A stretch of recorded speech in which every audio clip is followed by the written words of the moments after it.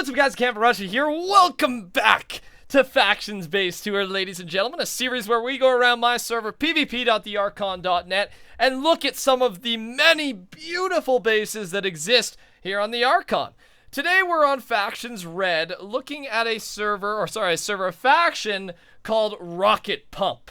Thank you for your comment, and thanks for applying to the show. You of course, are the winner. And remember, if you want to apply to be on this show and to have your base toured, make sure you leave in the comments below of this video your faction name, a little bit about your base, a little bit about your faction, and you could see yourself featured in the next episode. As for the name of last episode's base, we're going to leave it nameless because almost every single comment had to do with an inappropriate feature in last episode's base, so I couldn't really feature any of the names that really stood out, even though they were still slightly comedic. It couldn't suit the series. If you saw the last episode, you know exactly what I mean. But as for this base, if you want to name it, think about a name, and in the end of the episode, make sure to leave a comment, and you could be featured in the next episode as well for naming this base. So starting off, a classic overworld base, cannon base. Something very important about it, though, that we will note later on in the interview process,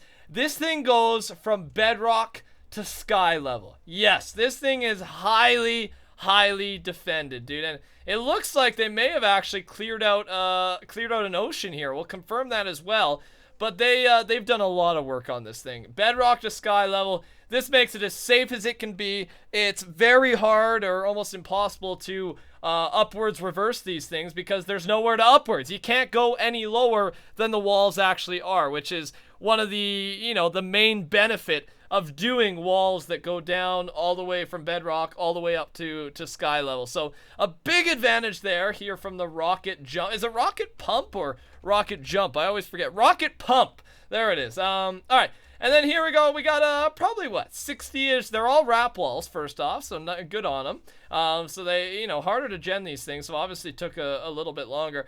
So yeah, at least I'm thinking around 80 walls on this thing. 80 walls or so it looks like.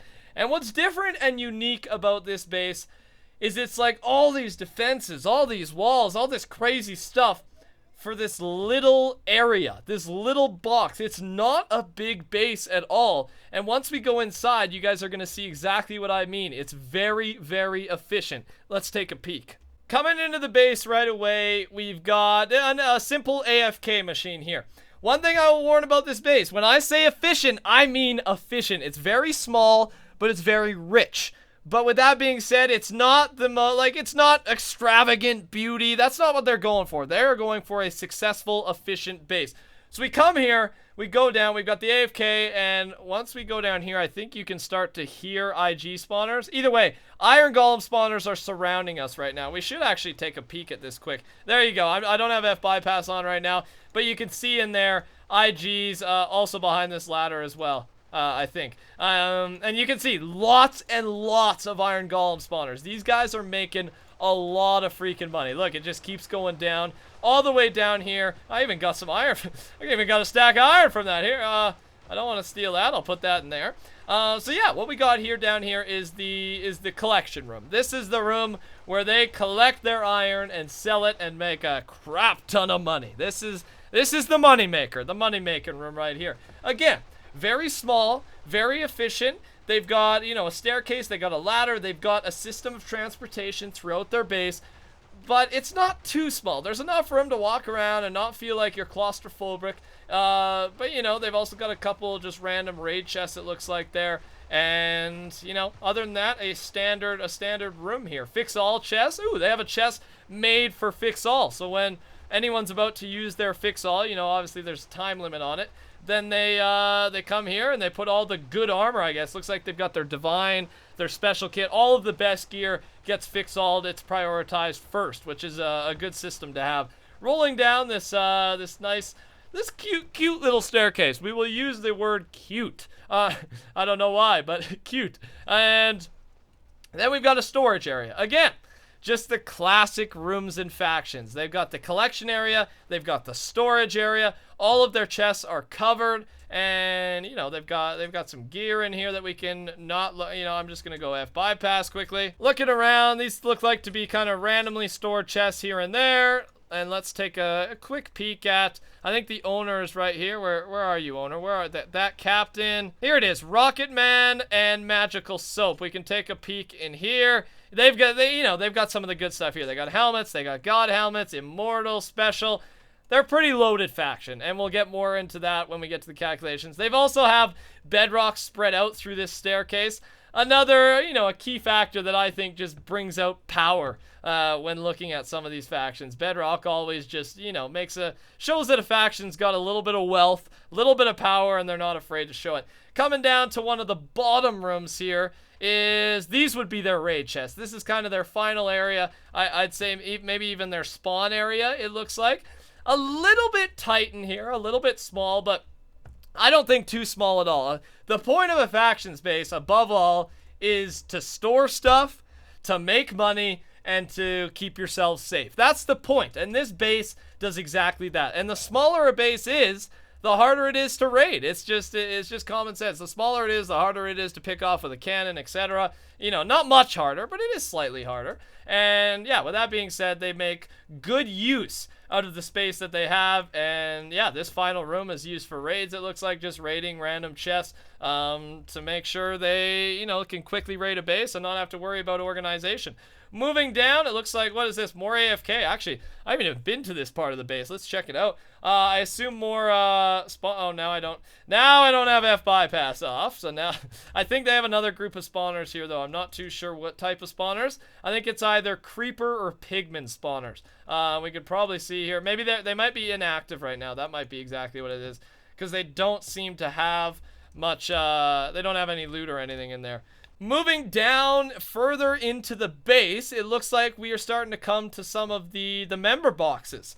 As they've got, actually, this is a very beautiful box. They've got Iron Golem, again, more IG spawners, which implies that this is a separate member, maybe a trusted member, but not fully trusted. So not only does this box, it's huge, first off, it's a freaking massive box. I would assume it's 16 IGs up there, Caleb says. It looks like he shares this, probably shares it with a couple people.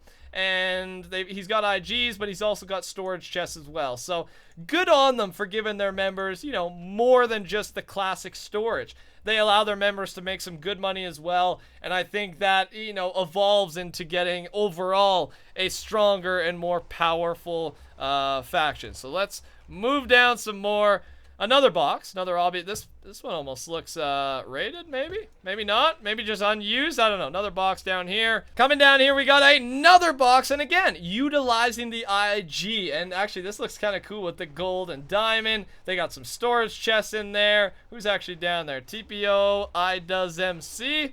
What's up, buddy? And again, they're very, very kind to their members, you know? Like, I feel like they used way more room in this, you know, in this little box area or in this base for their members rather than themselves, which is a cool thing to do, and I think it shows good leadership and, you know, will allow your members to respect you that much more because, you know, it shows that you care about them, care about, you know, what they're doing, the money they're making, how safe their, you know, storage is, etc. Lots of TNT. This might actually be the TNT box. They got a lot of TNT here. Holy God. Yeah, these guys are always set to freaking raid. All right, good on them, good on them. Moving down. More IGs. They just keep going down. More and more IGs. This one just looks to be solely an Iron Golem box. So that might be something you can request as a member is just, hey, I just want IGs. I don't even want storage. I just want to make some freaking money. And that looks like what that box was used for there. And now another collection area here. Another box used for spawner. They focus a lot on spawners rather than storage, which just, you know, goes to show that they focus a lot more on their balance, their money, etc. compared to the, you know, the storage that they have. Coming down to the very bottom of this base, the bedrock, it goes all the way down. And that's another thing. Obviously, they didn't have as much area wide. They didn't have as much width on this base, but because of, you know, the sheer height of the base, I think they were able to get a lot of actual space out of this thing just because of how tall it was. the base is as tall as it can be here in the world of Minecraft. So I think that was their plan there. Maybe make the length and width of the base smaller, but the height makes up for it, and it's a safer base by far. So very excited to talk to these gentlemen and see some of their strategies, etc. Let's jump in a call with them.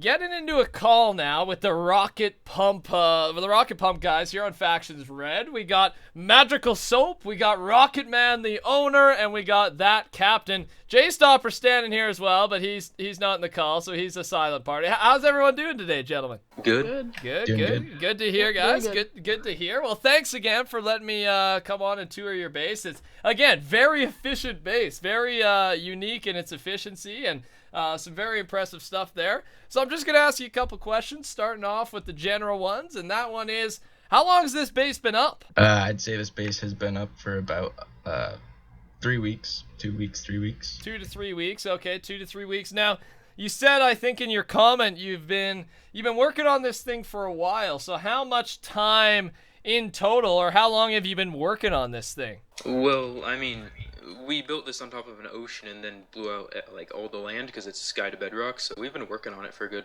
2 months, maybe. Oh my God, Jesus! Oh, so you built it on top of an ocean and then got rid of everything underneath to get it down to bedrock.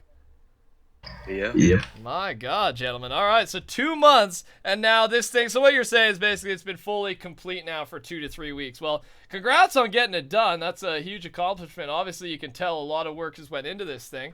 And all right, here on Factions Red, it's a smaller community. Do you have a strong allyship? Is there two sides? How's kind of the whole war coming about here on Factions Red? Our main allies are ambition, and our main enemies are, I'd say, diversity. Diversity is your main enemy, and main ally is ambition. Okay, and do you, I guess when you go to a raid, will you team up with ambition, or are you guys kind of there just to help each other in fights, or do you work together a lot of the time? Yeah, I mean, we team up a lot. We both have good cannoners, and we both have good PvPers. In fact, we just finished a raid tonight on Fury. Oh, on Fury, you just finished a raid. Nice, man. Well, congrats on that. So you got the whole package. You got the raiders, you got the PvPers, and it seems like now I know you'll probably side with your own side, but who do you think is the stronger allyship between you and I guess the diversity side? I'd like to say ambition and us. Ambition and us, dude. That's the right answer. That's what I like to hear, dude. Confidence is key. All right. Well, I guess I'll ask, do you guys have any random funny stories from your time here on Factions Red? Yeah, I think we do. Rocket, I don't know if you remember this, probably do. Way back at the beginning of this season, like it was right, I don't know if it was during Christmas break, but it was right around then. All right. J-Stopper wasn't mod yet, but we actually caught wind that he was inciting from a bunch of allies. So we actually, before talking to him, because we were sort of stupid, we kicked him and killed him, but then it turned out he wasn't actually inciting. That took a bit of smoothing over. And he's still here today, so obviously it worked out. He's still a mod. He wasn't really inciting, and hopefully he never incites because he's still standing here today. Good. That was a random funny story. All right, I like it. Final question, gentlemen. What would you say would be your best moment this season, the past couple months? What's your most memorable, fun, best moment? I don't know. Tell me a story. Let's hear it. The insight on Stussy was pretty great. We were TP'd in. Yep. We were TP'd in by allies who were originally TP'd in by one of the mods in Stussy.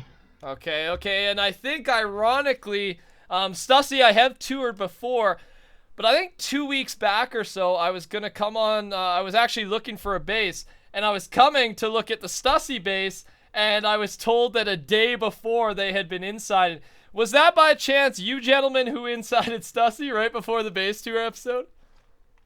Yep. Yeah. We bought a TP for 8.5 million. 8.5 million. Oh my God.